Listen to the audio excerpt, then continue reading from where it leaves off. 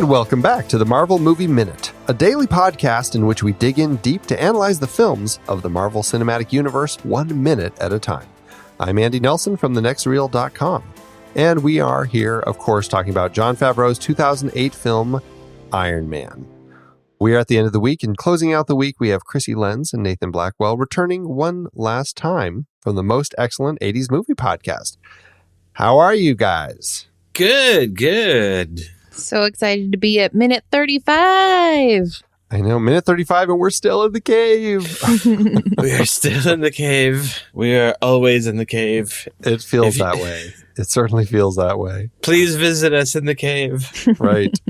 This is minute 35 on today's show. The minute starts with Yinsen watching the slow progress on the laptop, and it ends with Yinsen slowing his own progress as he sees the terrorists blocking his exit. This is a Yinsen intense minute. Yes. Yinsen is driving this minute, as is that progress bar on that computer. Yeah. Right. It only gets halfway through on this minute. It is a very slow progress bar. I mean, but if you look at the computer, you can see why. It's. Come on. Tony Stark is kind of walking him through the initialization of the computer. Wouldn't it have been funny if it was DOS and he had to kind of like, no, it's backslash. C double dots backslash. Oh wait, no, it's on the E drive. E double dots backslash, and then everything else. Yeah.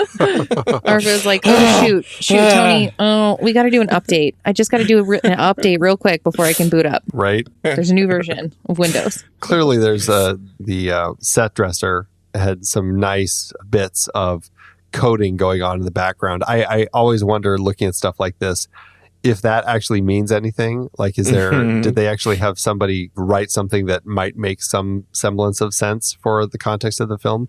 Or did they just like copy and paste something from like some giant block of code that they found on the internet? This looks big and confusing. Let's throw that on the screen.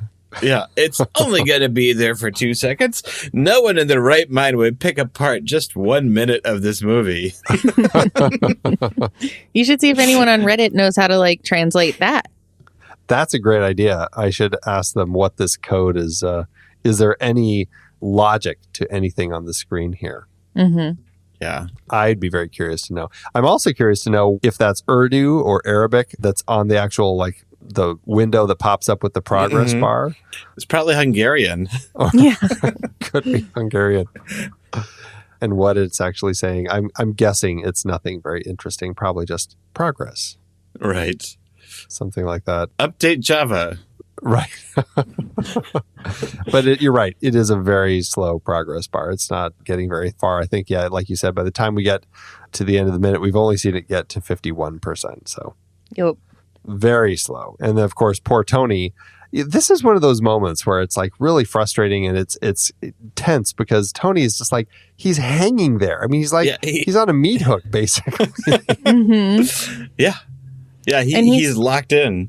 And he's being so calm and he's just like doing his soothing voice and he's like, you got to talk to me. You got to tell me what's happening. It doesn't have to be pretty. Just finish me up. Right. Push that button. Finish me up. I love the line, which I actually had to turn on the captions to hear it because I never could quite hear exactly what he's saying. But he's just like, every other hex bolt, just to give you this sense of how rushed they really are at trying to get this all done. And I think it works really nicely in context. Well, I assume it's going to work nicely for how this suit will hold up as we go along and see, is it going to withstand the forces against it, or will it hold up, and will he be able to get out of here unscathed? I guess we'll have to wait and see. Well, he does say, I'm hoping for the best. I mean, my hopes are high. I think so. But he says to Yinsen as he's starting to fade away and say, like, I need to buy you some time. I'm going to buy you some time. He's like, stick to the plan. We're going to stick to the plan. And apparently the plan was for him to just like run slightly behind. What does he say? He says, wait at the checkpoints. Yeah, he says, make sure your checkpoints are clear before you follow me. And that was their plan, for him to just I guess follow. Yeah, I guess so. Just kind of follow him out, and Tony was going to take out the guards, and then Yinsen would get out. Would just kind of like stroll out behind him. It seems to me like that was never going to be the best possible plan to get him out. Like we were joking in the last minute, how come Yinsen didn't get a suit of his own? And in this minute, you're kind of like, yeah, or at least like an apron or a shield, like a bulletproof apron. Yeah. Something. I mean, you'd think that with all the stuff that he requested, that there would be something that at least Yinsen could kind of hide under or wear that would kind of help him out in some way or another. But alas. Yep, he's just kicking it. It should have been sort of like a giant, like fake rock that just kind of he hides inside, and then it just scoots forward. Right. He crouches behind. People turn around and look, and then they turn away, and it scoots forward again. Possibly like a Yoda moment where Yinsen could like ride on his back like a backpack as he makes his way out of the cave. He totally should have done that. That would have been awesome to see that play out. It still could happen, you guys. It really could. We can hope for an Iron Man reboot in 20 years. I didn't see it in the trailers, but it could still happen. Oh, you mean like in minute 36? Like maybe that's what happened? Maybe he comes running back. He sees these terrorists and he comes running back.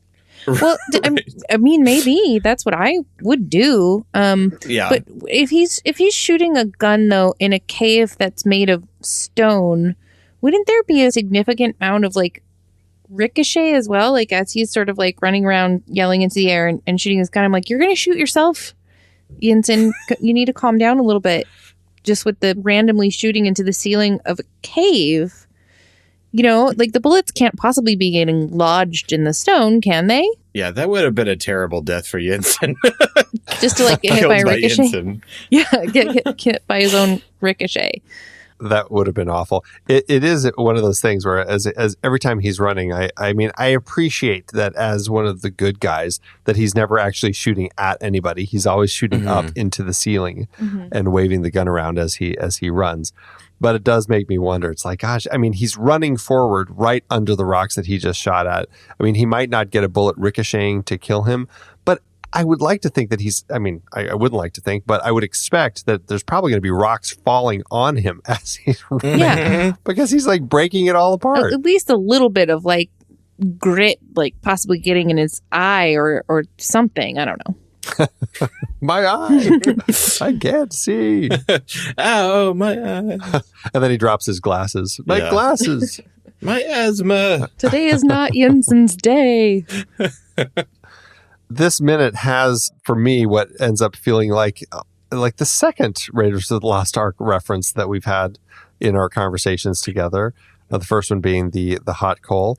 This is one where we have all the guards running toward them. And then as the camera comes in, all of a sudden you see the guards running away. And then you see Yinsen coming up behind them. And it feels very much like something that we've seen happen to Indiana Jones. Yeah. Again, these are those moments that it's not always that we're getting these kind of comedic moments, but they do pepper them throughout the film, certainly throughout the cave sequence, to allow it to not be a dark, 0-30 type of gloom. They're trying to remind us there are these bits that's like, hey, this is still a comic book film. This is still something that's for families to enjoy together. Let's not make it too dark and too scary. Let's try to keep the tone up a little bit. You need to let a little bit of the air out. Yeah, it's still an adventure. Yeah. And I think that Jon Favreau in particular has a really great sense of where that balance needs to be. Where it's not like an out and out yuck, isn't this hilarious? All of those moments do exist in the Marvel universe. It's just these little moments of Yinsen running around the corner and there's 30 guys looking back at him. Yeah. And that's not a laughable moment, but it is like a bit of levity to let a little bit of the air out of a very, what has been the last few minutes have been pretty intense. Right. And here we're getting finally a few little, it still is intense. You got a lot of intense stuff happening, but it does allow for a little bit of that levity to creep in. And I do think that it ends up helping. Yeah. Or even just kind of like classic movie moments, to where it's not very realistic, but you're supposed to enjoy the action. You're supposed to enjoy the dilemma. There's been moments to when the stress and the danger has been played very real, and then to kind of do like you said, like the Temple of Doom moment where they all run one way and they all run back. It's to maybe soften the edges of what would be even more terrifying than what we've seen before. Yeah, for sure. Yeah, it's just saying this can be fun. This should be fun. Right. And again, like Krissy was saying, it is something that Favreau is very good at, and he understands not to overdo it, but to still put them throughout and give us that sense. And I think it's really nice. And even that last shot, which I think is really a great shot, as Yinsen comes running around the corner and the camera kind of, at this point, we're kind of moving into handheld camera territory.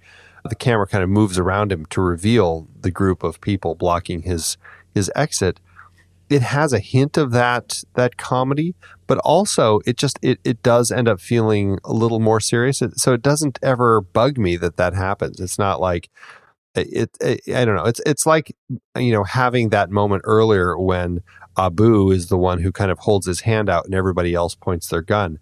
If they all had kind of pointed their gun, it could have made it feel a little too comedic. But there's something about the way that played that kept it feeling a little more real, but allowing a hint of the comedy. And same thing here. It's not done in a comedic way. It's done in a pretty clean way with the action that makes it work. It just feels really nice. Mm-hmm. I think the clicking of the guns too adds a lot to it, or the sound of like all of the guns being, I don't know what you call it, turned on, clicky.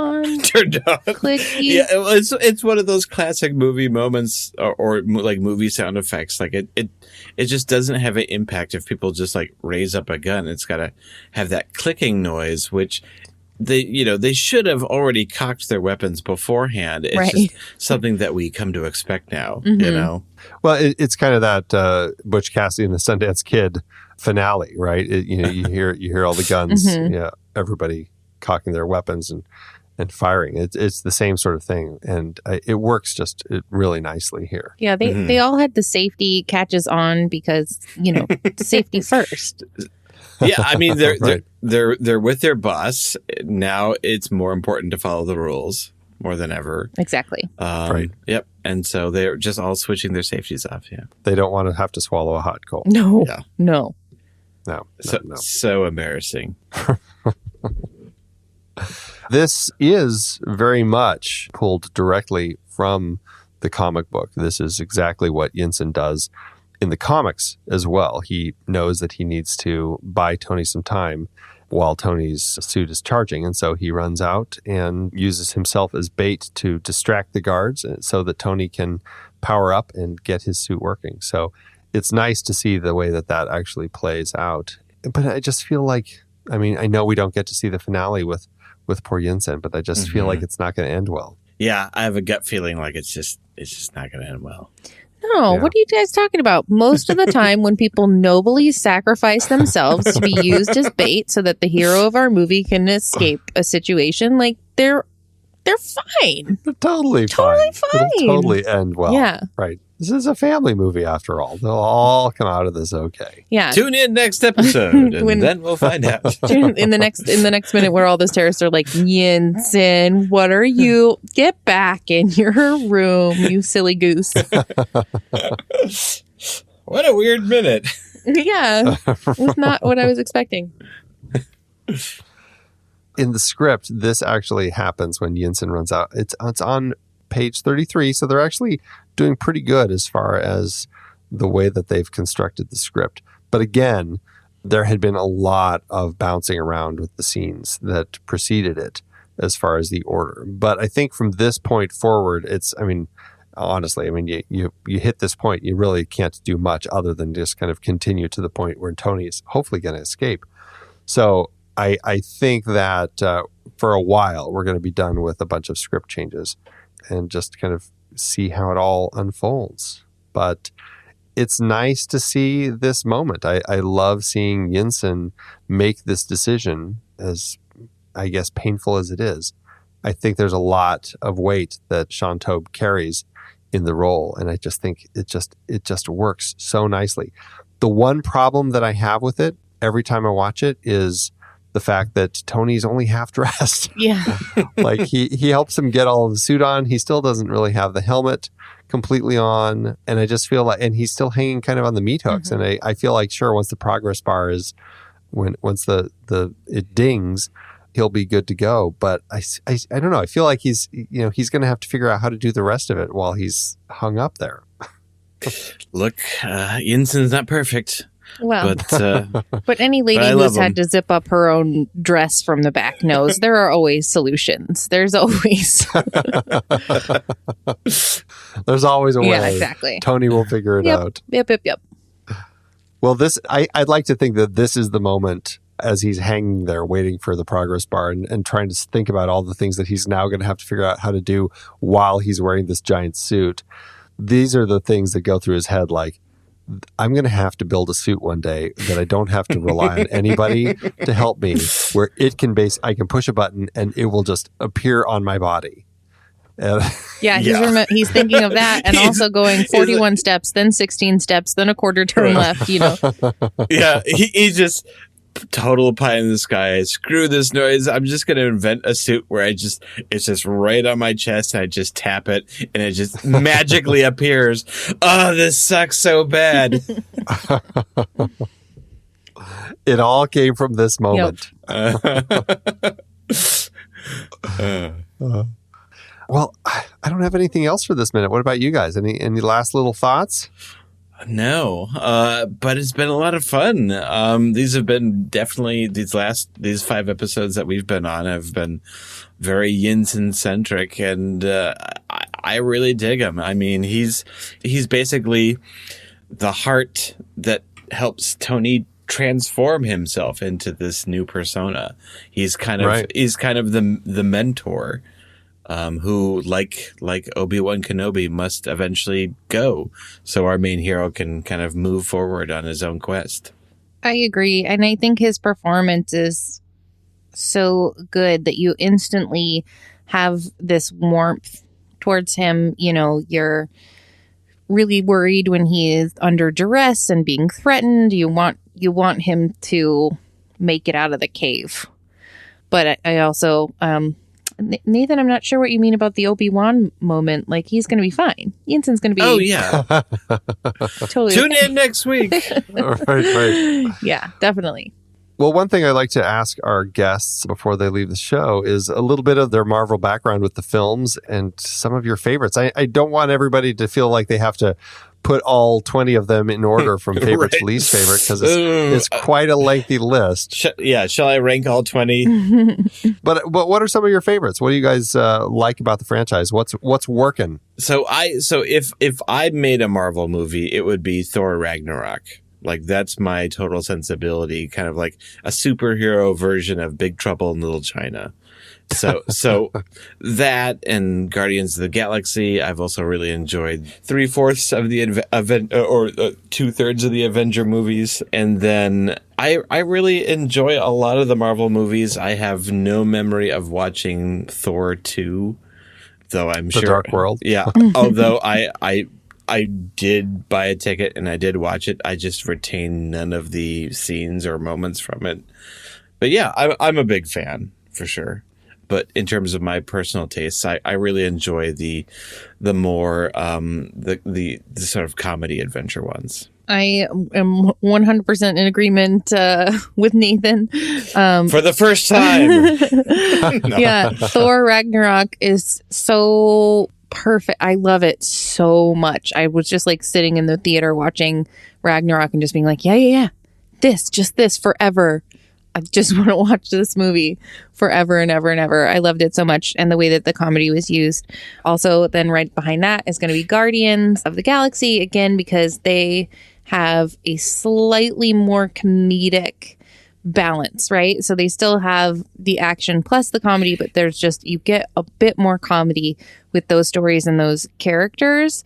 That's my cup of tea. To have a little bit more of that comedy. And then to contradict like everything I just said, like probably my favorite character is Doctor Strange. Oh, I love Doctor Strange too. Yeah, Doctor Strange is great. But you know what? My favorite thing about the Marvel movies is that you can watch them as a family. I have 2 kids. They're 12 and 8, and we can all sit down and have, a super high level of enjoyment, which is really hard to come by, where we're all equally entertained, and we get to talk about the message of the movies as well. Like, what does it mean that they're making these choices and experiencing these consequences, and how can we, learn from the lessons that we're being taught by these movies, which are plentiful and good lessons. Except for Thor 2 Dark World. Except for that one, yeah. I'm sure I enjoyed it before I totally forgot it.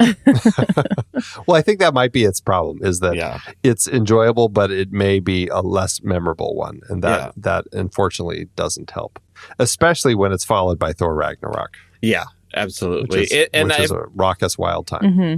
And I feel like a lot of the supporting characters that they had to kind of put into Thor that were his buddies and things like that, we were leaning on them, and it just weren't all that memorable. It'll be an interesting one to end up breaking down minute by minute one of these years. Well, bring us back. Yes. Yeah, that's right. 10 years from now, Yeah. we'll all circle around the campfire again and jump into it. It'll be great. Well, again, guys, thank you so much for joining me here on the Marvel Movie Minute to talk about Iron Man. Had a great time. Yeah, thanks for having us. Yes, indeed. Such good minutes. And you want to remind everybody one last time where people can find you? You can find Nathan and Krissy on the Most Excellent 80s Movies podcast, where we watch 80s movies with a sort of a modern look back at what still works and what sometimes doesn't. And that is available wherever podcasts are found. Just search for Most Excellent 80s Movies podcast. Or if that's too many words, visit us at mostexcellentpod.com. Everybody check out that show and have a great time listening to those two talking about some of those great 80s movies. It's always fun. But otherwise, that's it for today's show. And that's it for this week. So thanks, everybody, for tuning in. Make sure you subscribe to the show for free at marvelmovieminute.com. Join us over in our Discord chat room and follow us on Facebook, Twitter, and Instagram at The Next Reel. And if you like what we do and you want to support us and get some cool stuff, become a patron over at patreon.com/thenextreel. Until next time, true believers.